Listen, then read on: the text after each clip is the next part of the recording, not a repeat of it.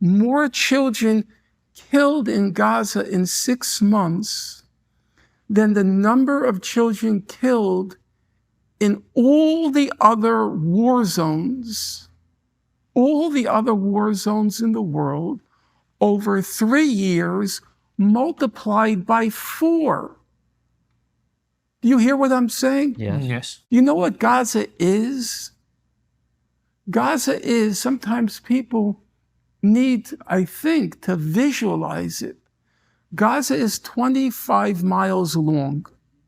It's less than the length of a marathon. It's 5 miles wide. You know what 5 miles wide is? What that number resonates for me? I jog every morning at the seashore, Coney Island seashore, 5 miles. It's the length of my jog by the distance of a marathon. Half the population, half is children. Half. And 80% are refugees or descendants of refugees. Do you know what that means? In 1948, you lost your homeland. You were expelled from the area that became Israel. And now, according to the last report of the World Bank, 300,000 homes have been damaged or destroyed.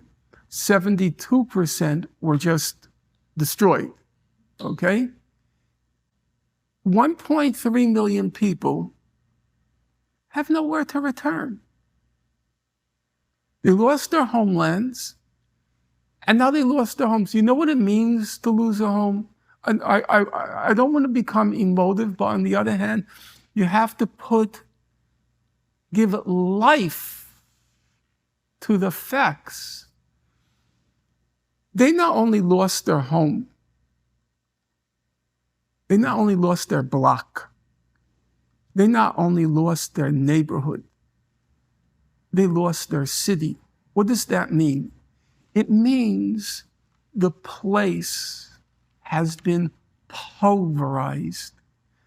They don't know where to return to. Imagine the block you live on has been ground into dust. That's what happened. That's what happens when you drop these bombs at the density and intensity that Israel has been dropping them. That was a calculated policy. The Israeli officials kept saying, we're going to make Gaza unlivable, uninhabitable. That was a calculated policy. As one of Israel's senior advisors, Giora Eiland, the former head of Israel's National Security Council, he said, we are going to give them 2 choices: to stay and starve or to leave, to make Gaza uninhabitable, to reduce it to rubble and dust. That's Gaza. So, looking at the picture, not trying to attach a broader legal label to it, whether to call it genocide or ethnic cleansing. We'll leave the labels aside for a moment, because you asked me, what does Gaza look like? I would say there's very little left in Gaza right now. There really is. There's very little left. The only area which they haven't yet reduced to rubble is Rafah, and that's their goal. They want to turn all of Gaza. Usually somebody would use here a metaphor like a parking lot. A parking lot doesn't sound right to me because a parking lot's too peaceful. The image it conjures is too peaceful. I prefer, during the U.S. war in the Philippines at the turn of the 20th century, 1899, around there, there was an order given by one of the senior generals. He said there was one province, Luzon province, Luzon, and they said, we're going to turn Luzon province into a howling wilderness. And when I was reading descriptions of Gaza, that's what came to mind, to turn it into a howling wilderness. And that's what's been done. Norman?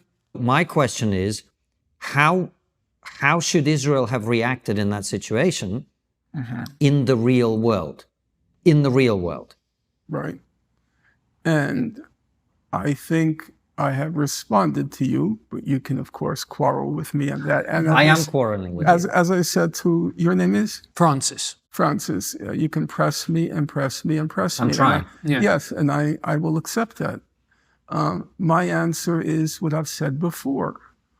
What in the real world should the Palestinians have done if they tried negotiations, they gestured to supporting either a two-state settlement, here I'm referring to Hamas, or what they called a hudna, a long-term ceasefire, when in beginning March 30th, 2018, they tried, not least because of my encouragement, they tried nonviolent civil resistance. And what was the Israeli response? We know exactly. There's a 250-page, single-spaced UN report describing the response. Israel took its best snipers, lined them up along the perimeter fence, and while there was this festive, to use the word of the UN report, atmosphere among the Palestinians, there was music, there was dancing, there was song. The snipers, I'm quoting the report, intentionally targeted children, intentionally targeted medics, intentionally targeted journalists, intentionally targeted disabled people. They described double amputees 300 meters from the perimeter fence that Israel shot.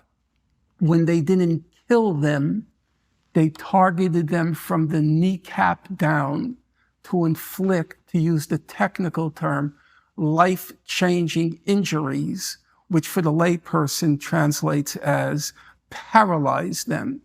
One Israeli sniper boasted to Haaretz newspaper, Israel's most serious newspaper, he shot 42 kneecaps in one day. 42 children and adults paralyzed for life. And so when all the options of diplomacy, nonviolent civil resistance, when they've been exhausted, what were they supposed to do?